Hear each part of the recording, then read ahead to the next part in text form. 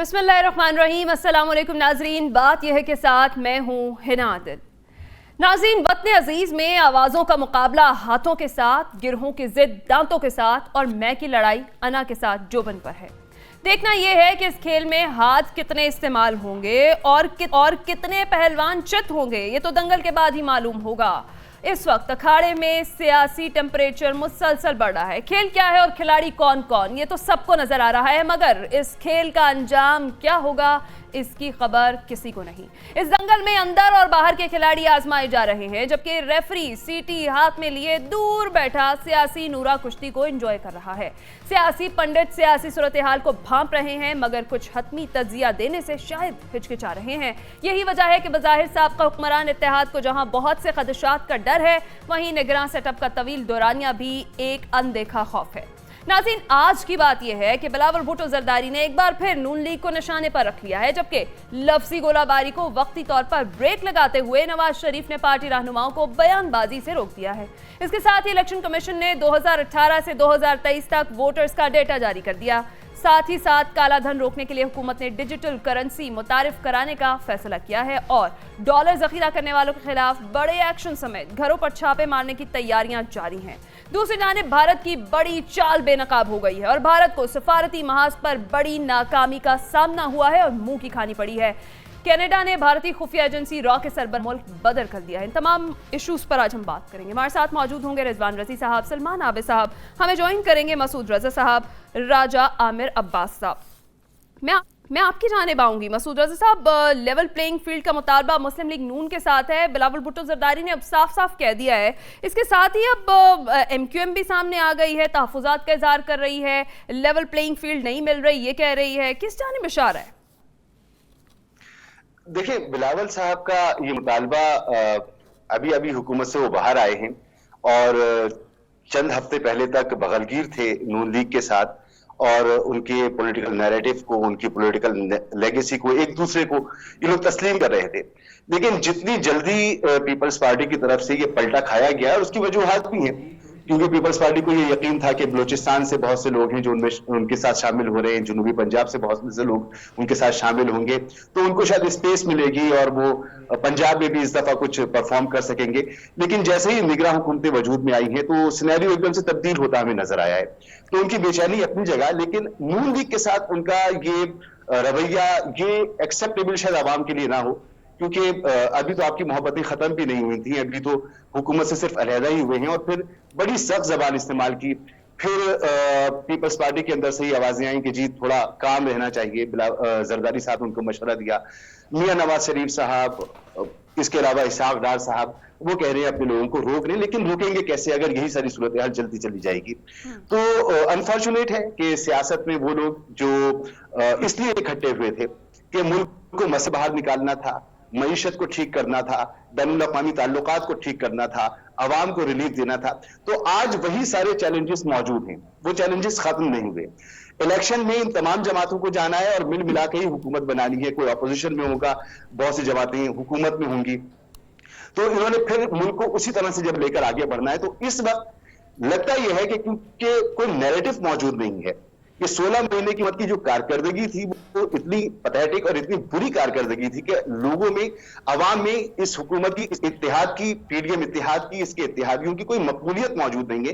तो इस वक्त अवाम को कहा जा सकता है कि पीपल्स पार्टी अपने पुराने वतीरे पर आ जाए, वो नून लीग पर तनकीद करे, उन पर हर तरह का जो है हदफ फायर करे और वहां से भी ऐसे ही हो।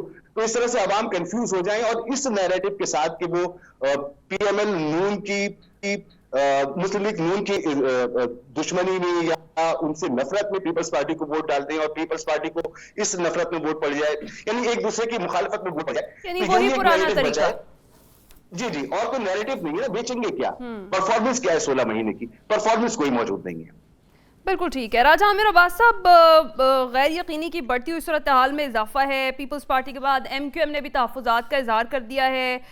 आप आगे मुल्क की सियासत में टेम्परेचर तो बढ़ता जा रहा है दिन ब दिन। देखिए, बिल्कुल ये टेम्परेचर और ज़्यादा बढ़ेगा और ये टेम्परेचर उस वक्त बढ़ेगा कि एक बड़ा इंपॉर्टेंट फैक्टर है मेरी नज़र में, वो है कि जी नैब की अमेंडमेंट्स जो हालिया अभी ख़त्म हुई हैं اگر تو یہ دوبارہ سے آ گئی سپریم کورٹ کو ایسا فیصلہ دے دیتا ہے پھر تو تھوڑا سا یہ ٹیمپریچر جون سا ہے اس میں آپ کو نظر آئے گا کہ جی اس کی جو ہے اوپر کی طرف جاتا ہوا. لیکن اگر یہ جو امینڈمنٹس ہیں موجود رہی اور نیب کی نئی تقرریاں ہو گئیں ڈپٹی چیئرمین اور پروسیکیوٹر جنرل کی تو پھر یہ نظر آئے گا کہ یہ ایک طرف سے پریشر آئے گا نیب کا اور نیب کا پریشر یقینی طور پہ سندھ میں کافی اتنا عرصہ ان کی حکومت رہی ہے تو اس کی طرف اگر نیب بڑھے گی تو پھر کافی چیزیں ابھی تو بہت ہائی لیول پہ باتیں ہو رہی ہیں لیکن پھر یہ پریشر کم ہوتا ہوا ہمیں نظر آئے گا. ممکنہ طور پہ بہت سے لوگ ملک سے باہر چلے جائیں. اور نمبر 2 جو پیپلز پارٹی نے جیسے مقصود صاحب نے کہا کہ جو امیدیں لگائی ہوئی تھی نیکسٹ الیکشن میں وہ یہی تھی کہ ہمیں سندھ بھی مل جائے گا, بلوچستان بھی مل جائے گا, پنجاب میں بھی 15-20 سیٹیں مل جائیں گی لیکن وہ بھی نہیں ہو رہا. اور آن ٹاپ یہ ہے کہ اگر الیکشن میں ڈیلے ہوتا ہے تو پیپلز پارٹی کو یہ نقصان ہو رہا ہے کہ جی یہ ہمارے پاس تو سندھ کب سے موجود تھا اور اگر سندھ بھی چلا جاتا ہے اور کچھ بھی نہیں ملتا اور کیسز بھی ہمارے خلاف بننے شروع ہو جاتے ہیں تو پھر یہ وہ سچویشن ہے کہ جس میں پیپلز پارٹی کو ڈیسائیڈ کرنا ہوگا یا تو وہ اپنی کیسز بچائے گی اور اگر اپنے کیسز نہیں بچاتی اور وہ جمہوریت کی بات کرتی ہے تو پھر ان کو قربانی دینی ہوگی. لیٹس سی کہ وہ اب کس انداز میں سامنے آتے ہیں. ٹھیک ہے رضی صاحب آپ کیا کہیں گے جو پیپلز پارٹی کی تنقید جائز ہے یا پھر انتخابی سٹنٹ؟ دیکھیے پہلی تو یہ بات ہے کہ آج کے دن جو ہے یہ نوٹ کر لیں آپ آج باقاعدہ سے کیمپین ہو گئی ہے شروع الیکشن کیمپین اور یہ اس کی نشانی ہے. نواز شریف صاحب نے لندن میں ایک انٹرویو دیا ہے اور اس کے اندر انہوں نے بھی کچھ باتیں کہی ہیں اور انہوں نے 2 جرنیلوں اور 4 ججز کا نام لیا ہے باقاعدہ اپنے اس انٹرویو کے اندر اور پاناما بینچ کو ایز اے بینچ جو ہے وہ نامزد کیا ہے. جن ججز کا نام لیا ہے اس میں ایک سٹنگ جج بھی ہیں سپریم کورٹ کے. اس لیے میں نے کہا کہ تمام پارٹیوں نے اس کے اوپر بات کی ہے. اس کا مطلب ہے کہ نریٹو کے حوالے سے جنگ شروع ہو گئی. اب آ جائیے الیکشن کیمپین شروع ہو گئی. اب آ جائیے اس کے اوپر یہ جو مطالبہ کیا ہے نا انہوں نے کہ مسلم لیگ نون ہمیں دے, اس کا مطلب کیا ہے؟ اس کا مطلب یہ ہے کہ وہ یہ ثابت کرنا چاہ رہے ہیں بالواسطہ طور پہ کہ موجودہ کیئر ٹیکر گورنمنٹ جو ہے یہ مسلم لیگ نون کا تتمہ ہے یا اس کی کنٹینیوٹی ہے اور اس لیے ہم مسلم لیگ نون سے مطالبہ کر رہے ہیں. اور اس مطالبہ کرنے کے دوران انہوں نے بڑی مہارت سے اپنا دامن ان 15 ماہ کے بیگج سے چھڑوانے کی کوشش کی ہے جس کے وہ ایکول پارٹنر رہے ہیں وہاں پہ. دوسری بات تیسری بات یہ ہے کہ آئندہ الیکشن کے اندر کسی پارٹی کے پاس کوئی پرفارمنس نہیں. اگر کسی کے پاس 15 ماہ کی پرفارمنس نہیں ہے تو کسی کے پاس 3 سال 7 ماہ 21 دن کی بھی پرفارمنس کوئی نہیں ہے. یہ ہم بڑی کنوینئنس کے ساتھ بھول جاتے ہیں. ان کے پاس وہ بھی نہیں ہے, اسی لیے وہ پہلے جا کے جیل بیٹھ گئے نا کہ ہم مظلومیت کا بیانیہ بیچیں گے. اچھا پیپلز پارٹی کہتی ہے ہم سے بڑا مظلوم کون ہے, ہمارے تو شہداء جو ہے وہ گڑی خدا بخش کے اندر دفن ہے اور ہم نے تو جمہوریت کے لیے بڑی قربانیاں دی ہیں. اور نواز شریف صاحب نے بھی مظلومیت کا بیانیہ کھیل دیا, کارڈ کھیل دیا کہ مجھے کیوں نکالا اور میں جناب میرے ساتھ ظلم ہو گیا اور آپ کا مینڈیٹ جو تھا وہ چوری ہو گیا. تینوں پارٹیاں الحمدللہ اگر میدان میں اتریں گی تو وہ مظلومیت کا بیانیہ لے کے اتریں گی اور مظلومیت کارڈ کھیلیں گی. اب دیکھنا یہ ہے کہ جو ووٹر ہے وہ ان میں سے تینوں میں سے جب ایک ہی سودا مظلومیت کا بکرا ہوگا تو وہ کس کی مظلومیت خریدے گا اور الیکشن والے دن جا کے اپنی رائے کا اظہار کرے گا. میری رائے کے اندر پیپلز پارٹی نے بنیادی طور پہ پی ایم ایل این کو پن کیا ہے کہ جناب گزشتہ جو 15 دن کی جتنی ناکامیاں تھیں آپ اس کے 15 ماہ کی اس کے آپ قصوروار ہیں اور ہمارا اس سے کوئی لینا دینا نہیں. ٹھیک ہے سلمان عابد صاحب, آپ کو بھی یہی لگتا ہے کہ پیپلز پارٹی کی جانب سے یہ ایک انتخابی سٹنٹ ہی ہے؟ دیکھیں بڑی دلچسپ صورتحال ہے. مسلم لیگ نون کی نظریں بھی اسٹیبلشمنٹ کے اوپر ہے, پیپلز پارٹی کی نظریں بھی اسٹیبلشمنٹ کے اوپر ہے, ایم کیو ایم کی نظریں بھی اسٹیبلشمنٹ کے اوپر ہے اور جے یو آئی کی نظریں بھی اسٹیبلشمنٹ کے اوپر ہے. اور سارے جو ہیں وہ ایک لیول پلینگ فیلڈ مانگ رہے ہیں ڈائریکٹلی اسٹیبلشمنٹ سے. یہ مسلم لیگ نون کا پیپلز پارٹی کا جو چورن ہے ان کی کیا حیثیت ہے؟ ان کو سب کو پتا ہے کہ کس کا ریموٹ کنٹرول کہاں سے چل رہا ہے. اس لیے ساروں کا جھکاؤ جو ہے وہ اسٹیبلشمنٹ کی طرف ہے. اور پی ٹی آئی کو بھی اگر کوئی سپیس ملے گی الیکشن میں جانے کی تو وہ بھی اسٹیبلشمنٹ کی مدد سے ہی ملے گی. اس لیے سارا کھیل جو ہو رہا ہے وہ یہ ہو رہا ہے کہ جناب آپ نے مسلم لیگ نون کو تو زیادہ راستہ دے دیا ہے, ہمیں آپ نے کم دیا ہے. پنجاب سے ہمارے پاس پارٹی میں لوگ شامل ہو رہے تھے, آپ نے روک لیا ہے. بلوچستان سے لوگ شامل ہو رہے تھے, آپ نے روک لیا ہے. آپ نے سندھ میں فیصل واڈا کو کھڑا کر دیا ہمارے خلاف ایک نئے اتحاد کے لیے, یہ تو بڑی زیادتی کی ہے. تو ساری لڑائی جو ہے وہ طاقت کا جو منبع ہے اس سے حاصل کرنے کی کوشش ہو رہی ہے. اور بلاول صاحب کو بھی پتہ ہے, ان کو بھی نواز شریف صاحب کو بھی پتہ ہے. اب نواز شریف صاحب پاکستان آئیں گے, آپ کا خیال ہے کہ وہ اپنے مسل بڑے اپنا تگڑے کر کے آ جائیں گے خود ہی؟ اگر وہ آئیں گے تو لائے جائیں گے نا. اور جو لائے گا وہ بھی سب کو پتا ہے کس طرح سے ڈیل کر کے موصوف کی تو پوری تاریخ ہے. بغیر ڈیل کے تو وہ کہتے ہیں لکھ کے دے سکتا ہوں الیکشن ہم ہی جیتیں گے. سر وہ جیت جائیں الیکشن, اگر کوئی ڈیل ہو جائے گی تو الیکشن بھی جیت جائیں گے. مسئلہ کیا ہے؟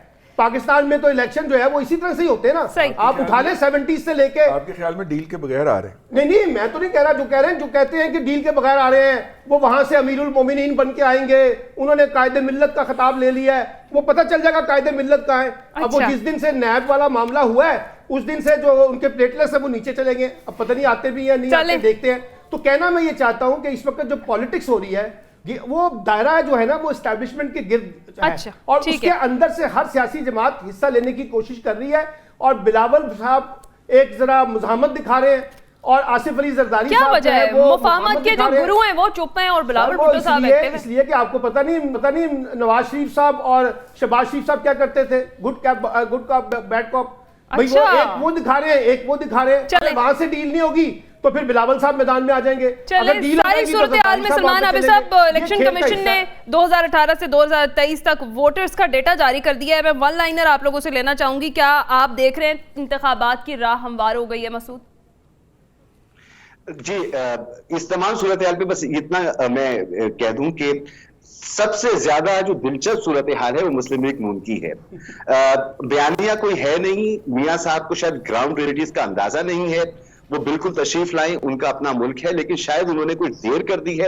اور جس عزم کے ساتھ وہ آنا چاہ رہے ہیں, انہوں نے جس طرح سابق جنرلوں کے نام لیے ہیں, عدلیہ کے معزز ججز کے نام لیے ہیں, اور جس ایجنڈے کے ساتھ وہ آنا چاہ رہے ہیں وہ ایجنڈا تو مجھے ان کا فلفل ہوتا نظر نہیں آ رہا. بہرحال آئیں اور فیس کریں اس صورتحال کو.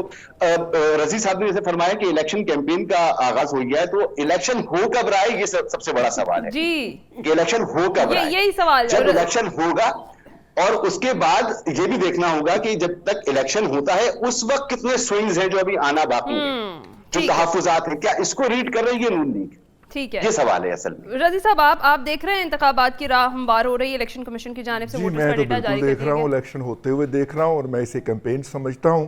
اور دوسری بات یہ ہے کہ جس کا بھی نریٹو ہے وہ ووٹر نے بائے کرنا ہے, ہم تبصرہ نگاروں نے بائے نہیں کرنا. ہو سکتا ہے ہمارے حلق سے نیچے نہ اترے, لیکن وہ تو ووٹر نے بائے یا ریجیکٹ کرنا ہے نا جی. تو لیٹ دیم ڈیسائیڈ, وہ نواز شریف کو ریجیکٹ کریں, وہ عمران خان کو راجہ عامر عباس صاحب.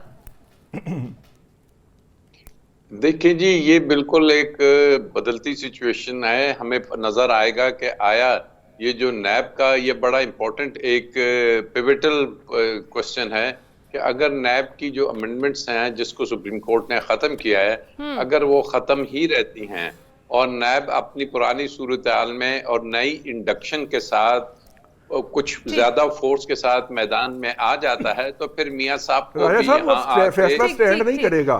وہ فیصلہ سٹینڈ نہیں کرے گا, پہلے بھی بہت ہی ویک فیصلہ ہے. ٹھیک ہے سلمان عابد صاحب کوئکلی. اب دس از جی دیکھیں بات یہ ہے کہ الیکشن کس نے کرانا ہے؟ الیکشن کمیشن نے کرانا ہے. بڑے معصوم لوگ ہیں آپ لوگ یار. جہاں سے الیکشن ہونا ہے وہاں فیصلہ ہو جائے گا تو کل الیکشن کا اعلان بھی ہو جائے گا. اس میں مسئلہ کیا ہے؟ مسئلہ تو یہ ہے کہ کوئی پولیٹیکل ارینجمنٹ طے ہونا ہے, پہلے وہ طے ہو جائے. ابھی تک تو نہیں طے ہوا, جب طے ہو جائے گا تو پھر الیکشن بھی ہو جائے گا.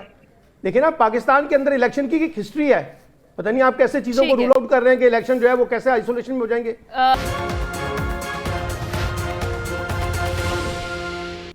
ویلکم بیک ناظرین. بریک پر جانے سے پہلے ہم بات کر رہے تھے کہ کالا دھن روکنے کے لیے حکومت کا ڈیجیٹل کرنسی متعارف کرانے کا فیصلہ سامنے آیا ہے. ساتھ ہی ساتھ ڈالر ذخیرہ کرنے والوں کے خلاف بڑے ایکشن کا فیصلہ کیا گیا ہے. گھروں پر چھاپے مارنے کی تیاریاں کی جا رہی ہیں.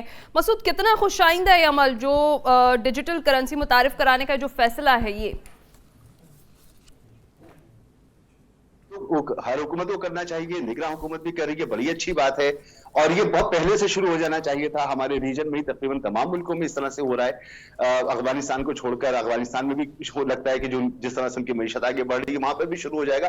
تو ہمارے یہاں ہونا چاہیے. بھائی یہ ایڈمنسٹریٹو معاملات ہیں جو ساتھ ساتھ چلتے رہنے چاہیے. لیکن اس وقت پاکستان کا بنیادی مسئلہ جو ہے وہ پاکستان میں سیاسی استحکام ہے, جس کے ساتھ معاشی استحکام جڑا ہوا ہے. آپ چاہے کتنے بھی چھاپے مار لیں, آپ اسمگلنگ روکنے کی بات کر لیں, تمام معاشی ماہرین اس پہ متفق ہیں کہ یہ ٹیمپریری ہوگا اگر آپ نے کوئی اسٹیپ نہیں لیے. تو وہ لینے کے لیے ضروری ہے کہ ملک میں ایک استحکام ہو, کاروبار کی فضا ہو. 2013 سے لے کر اب تک آپ کی ایف ڈی آئی جو ہے وہ ڈکلائن کا شکار ہے. آپ کے یہاں فورن انویسٹمنٹ نہیں آ رہی, آپ کے یہاں ریمیٹنسز کے ایشوز ہیں, آپ کے یہاں ٹیکس کلیکشن بہت بڑا ایشو ہے, آپ کا سرکولر ڈیٹ جو ہے وہ آسمان سے باتیں کر رہا ہے. تو ان ساری چیزوں کو ٹھیک کرنے کے لیے ایک امن و امان کی ضرورت ہے, پولیٹیکل اسٹیبلٹی کی ضرورت ہے, اور نگراں حکومت کا کام کہ یہ ایڈمنسٹریٹو میجر ضرور ہوئے نہیں, لیکن ان کا اصل کام یہ ہے کہ انہوں نے الیکشن کرانا ہے. تو الیکشن کرانے کے لیے ملک میں استحکام لانے کے لیے لازمی ہے کہ ملک میں آئین کی بالادستی ہو, عدالتی فیصلوں پر عمل درآمد ہو, اور ملک میں نظام موجود ہو.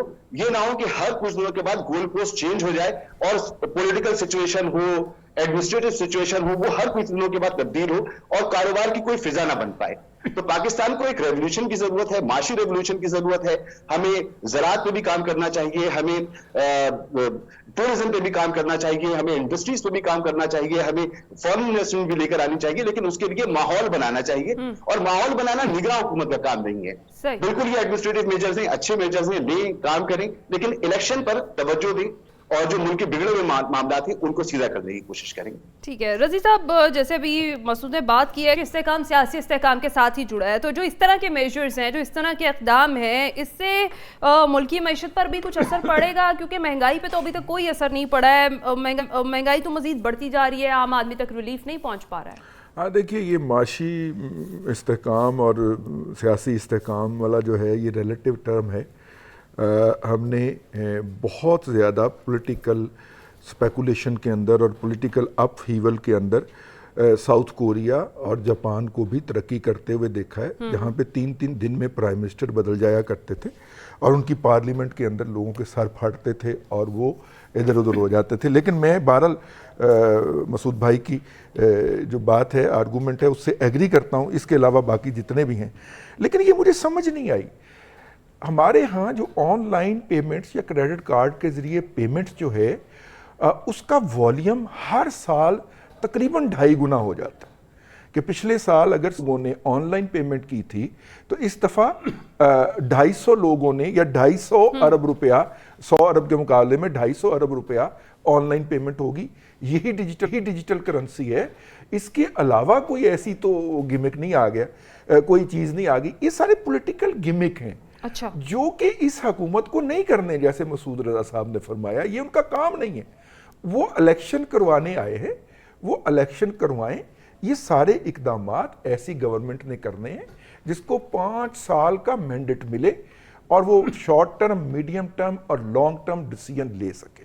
بہرحال یہ اس طرح کے گیمکس اس لیے چھوڑے جاتے ہیں تاکہ یہ ثابت کیا جا سکے کہ ہم کوئی بہت بڑا کام کر رہے ہیں اور ہم کوئی بہت بڑی پرفارمنس کرنے کی کوشش کر رہے ہیں.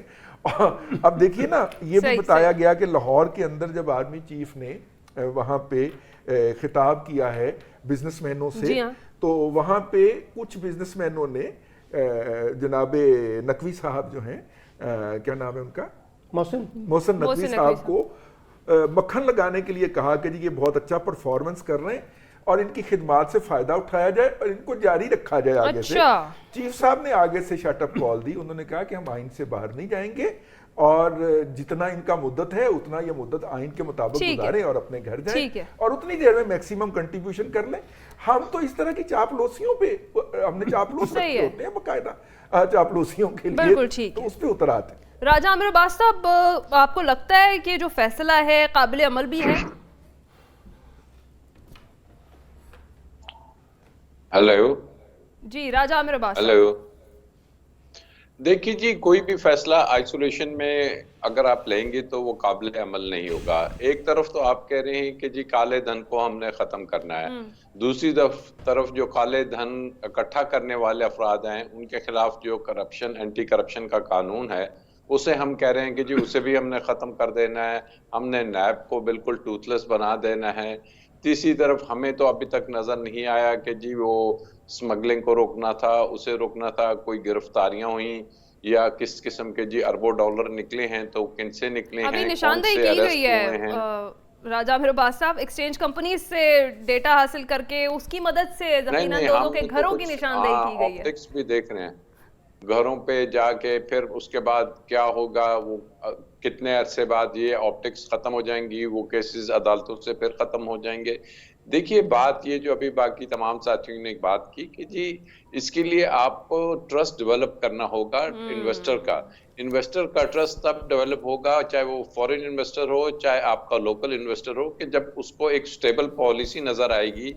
ये नहीं कि हर दूसरे दिन एक स्टेबल पॉलिसी नजर आएगी या उस पर वो यकीन करेंगे। एक स्टेबल गवर्नमेंट की तरफ से जब वो दी जाएगी, जब उन्हें पता होगा कि ये गवर्नमेंट कंटिन्यू करेगी फॉर अनदर 5 years, तो फिर आपके दोस्त ममालिक भी, आपके फॉरेन इन्वेस्टर भी, आपके ओवरसीज भी, आपके लोकल इन्वेस्टर्स भी वो देखेंगे आपने ये तमाम चीजें कर रही हैं। आपने तो एक्सपोर्ट्स को बढ़ाना है, आपने करंट अकाउंट डेफिसिट कम करना है। हमें नहीं पता कि जी वो क्या हुआ रिकवरीज का, वो बड़ी बड़ी कंपनियों ने जो हुकूमत की अरबों रुपए की डिफॉल्ट कर चुकी हैं वो क्या कर रही हैं, PIA का क्या हुआ। सो ऑल दीज थिंग्स, ये तो एक लॉन्ग, या तो क्लियरली पता हो कि जी it's a long term plan और फिर भी आपको एक इम्प्रूवमेंट नजर आएगी।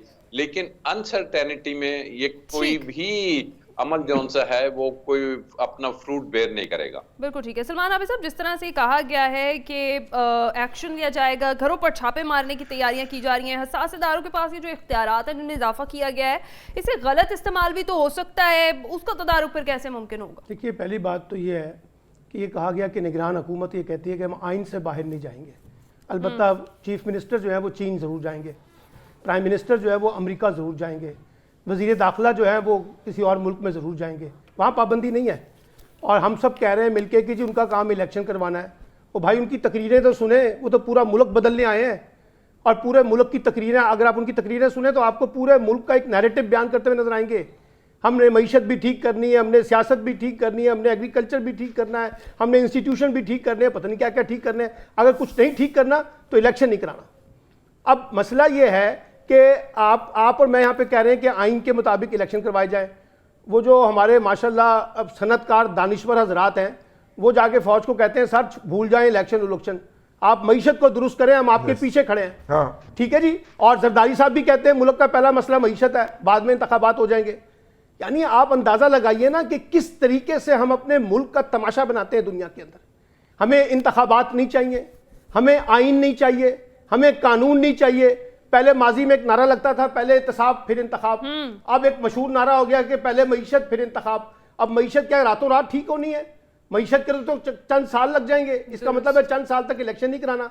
और ये जो बात अभी राजा साहब ने भी दहाई चाहिए, हाँ जी, और राजा साहब ने भी कहा, रजवान अजीज साहब ने भी, मसूद साहब ने भी, कि भाई आप ये देखें कि अगर आप एक अनसर्टेनिटी क्रिएट करेंगे तो इकॉनमी कैसे ठीक होगी। और एक और मैं बात बताऊं, दुनिया का कोई मुल्क बताइए जो डंडे के जोर पे इकॉनमी दुरुस्त करता हो, जो छापों के जरिए इकॉनमी दुरुस्त करता हो, जो लोगों को पकड़ पकड़ के उनकी करेंसी की बुनियाद के ऊपर करेंसी को पकड़ेगा और फिर उससे मईशत दुरुस्त हो जाएगी। भाई सरमायादार जो है आपका इंटरनल जो है वो अपना सरमाया छुपा लेगा, वो नहीं निकालेगा, वो नहीं निकालेगा। जो है वो $31 रुपए सस्ता हो चुका है और ये 31 रुपए सस्ता हुआ है, 31 रुपए सस्ता हुआ है, 40 रुपए महंगाई भी हो गई है। ठीक है, आपके डॉलर सस्ता होने से आम आदमी को क्या मिला? चलें, इस तरह के जो मामलात है तमाम पैनलिस्ट यही राय रखते हैं कि उसके लिए एक ऐसी हुकूमत चाहिए जिसके पास मैंडेट हो, क्योंकि मुआशी इस्तेहकाम सियासी इस्तेहकाम से बराह रास्त जुड़ा हुआ है। ब्रेक का कहा जा रहा है, ब्रेक पर जाएंगे, बात करेंगे। वापस आकर भारत की बड़ी चाल बेनकाब हो गई है और उसको सफारती महाज पर बड़ी नाकामी का सामना हुआ है, मुंह की खानी पड़ी है। कनाडा ने भारतीय खुफिया एजेंसी रॉ के सरबराह को मुल्क बदल कर दिया। इस पर बात करते हैं इस ब्रेक के बाद।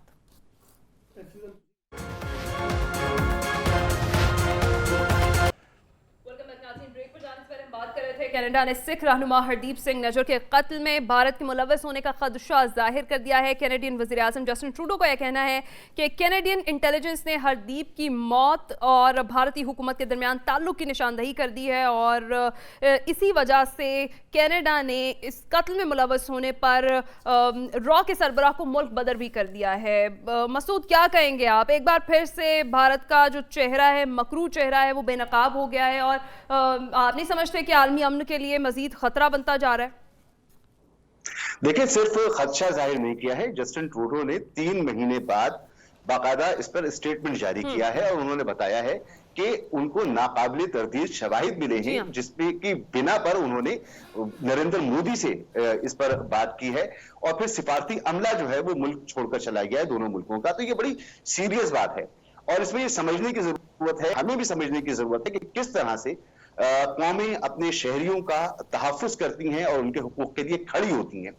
تو یہ جو بھارت نے حرکت کی ہے، اور پھر ایسے ملک میں کی ہے جہاں پر اس طرح کی گنجائش موجود ہے، ویسٹ میں جا کر آپ کسی ملک کے شہری کو قتل کر دیں اور پھر وہ اس کے پیچھے بھی جائیں اور پھر یہاں تک معاملات پہنچیں گے، آسان بات نہیں ہے۔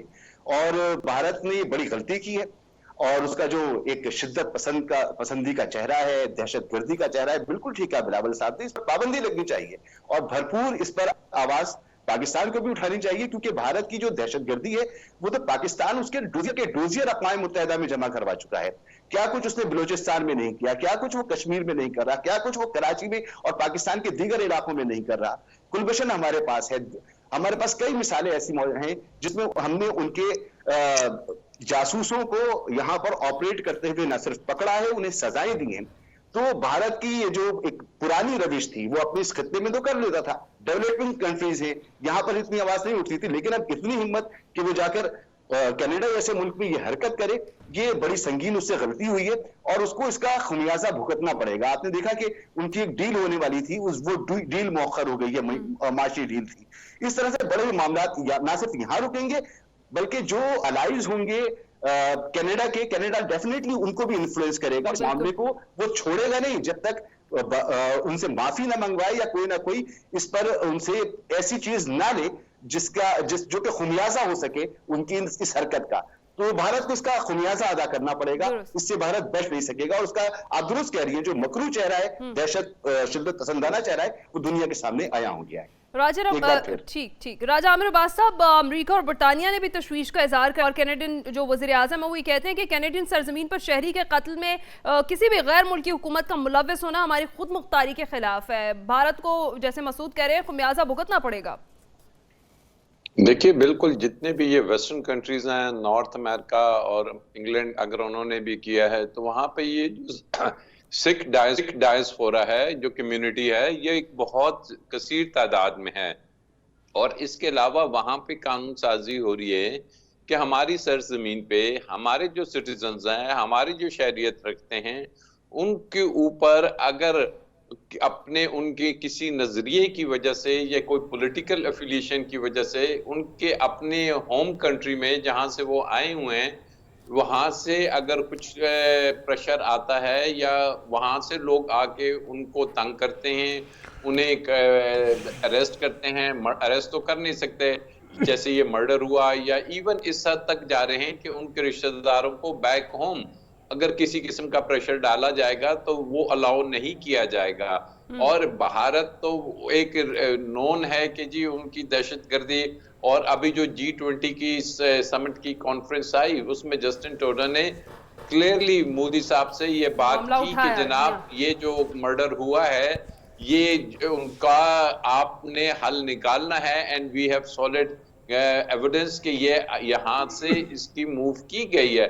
تو یہ وہ چیزیں ہیں کہ جس میں انٹرنیشنل جو نیشنز ہیں یا جو ممالک ہیں وہ اپنی سرزمین پہ اس قسم کی انٹروژن کو برداشت نہیں کریں گے، اور ٹرو معنوں میں وہ اپنے سٹیزنز کی رکھوالی کا جو ان کی ڈیوٹی ہے اس کو آن ٹاپ رکھتے ہیں کہ جناب ہمارے ملک کے شہری چاہے وہ ان کے ملک میں ہیں یا ایون اگر کسی کینیڈین کے ساتھ بھارت میں بھی یہ ہوتا تو آپ کو نظر آتا ہے کہ ان کے ممالک اس کو انٹرنیشنل ایشو بناتے ہیں، اور اس سے ایک ہمیں بھی تھوڑا سا دیکھنا چاہیے کہ پاکستانی سٹیزنز کی بھی اسی طریقے سے پروٹیکشن ہونی چاہیے، اپنے ملک میں بھی اور بیرون ملک بھی۔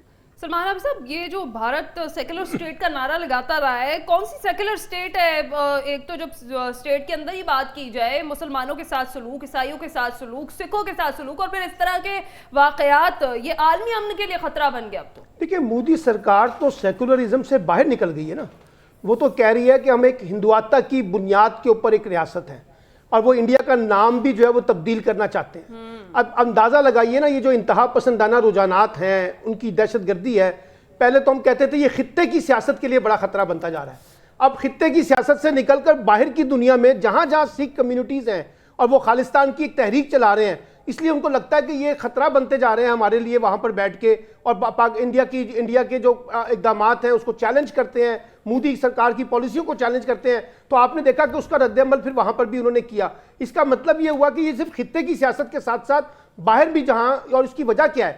وجہ یہ ہے کہ ان کے اندر ایک جنونیت آ چکی ہے، اور جنونیت یہ ہے کہ یہ اپنے آپ کو اتنا طاقتور سمجھتے ہیں، اور یہ سمجھتے ہیں کہ ہم عالمی دنیا کو اپنے پیچھے لگا لیں گے، کیونکہ منڈی ہماری بہت بڑی ہے، اکانومی کا سائز ہمارا بڑا ہے، انٹرنیشنل ڈپلومیٹک کانٹیکس میں ہم اپنے آپ کو منوا لیں گے۔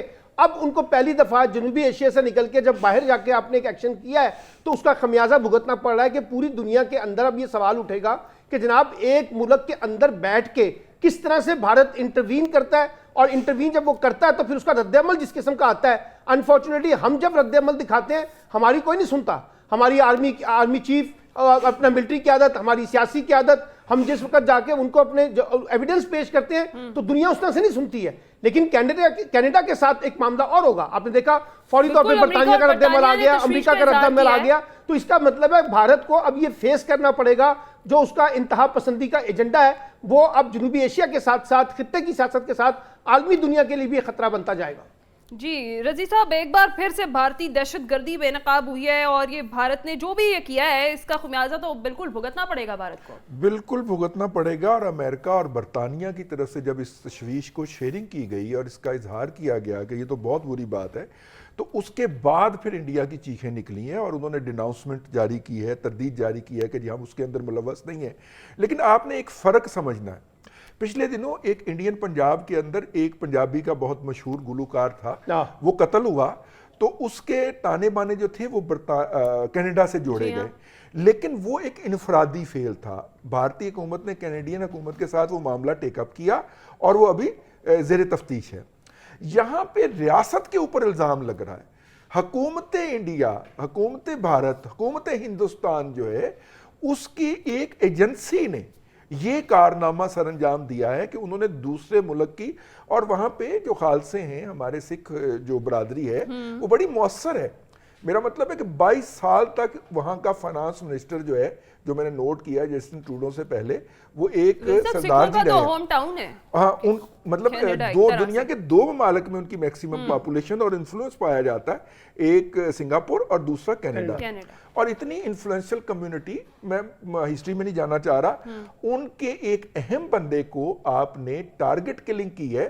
اب دیکھیے پاکستان کے اندر کشمیر کا ذکر کرنے والے، مقبوضہ کشمیر کے اندر بھارتی مظالم کا ذکر کرنے والوں کی بھی ٹارگٹ کلنگ ہو رہی ہے، کراچی میں، اسلام آباد میں، مظفر آباد میں ابھی ریسنٹلی ہوئی ہے، لیکن وہاں پہ، یہاں پہ ہماری بات کوئی سنتا نہیں ہے۔ ہم جب اس کو عالمی فوراز پہ اٹھاتے ہیں، وہاں پہ کینیڈا کی گورنمنٹ نے بات کہی، اور سب سے امپورٹنٹ بات، انہوں نے سب سے پہلے امریکہ سے اس کی شکایت کی، اور امریکہ کے دفتر خارجہ کی سٹیٹمنٹ آئی ہے باقاعدہ، اور امریکہ کے دفتر خارجہ کی سٹیٹمنٹ کے بعد اب برطانیہ کی سٹیٹمنٹ آئی ہے۔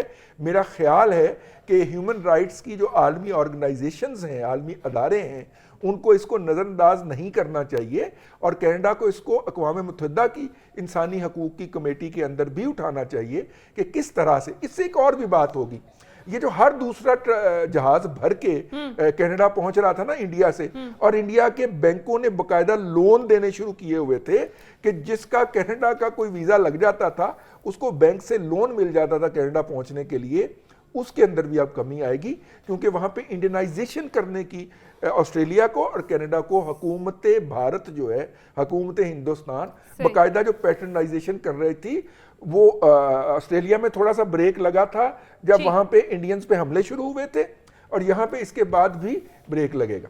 بالکل ٹھیک ہے. بھارت کا مکروہ چہرہ جو ہے وہ بے نقاب ہوا ہے. عالمی امن کے لیے اب بھارت خطرہ بن چکا ہے اور بالکل اس کا جو خمیازہ ہے وہ بھارت کو بھگتنا ہی پڑے گا. ناظرین آج کے پینلسٹ کی رائے آپ نے جانی. آج کے پروگرام سے اتنا ہی. اپنا فیڈ بیک ضرور دیجیے گا. اللہ حافظ.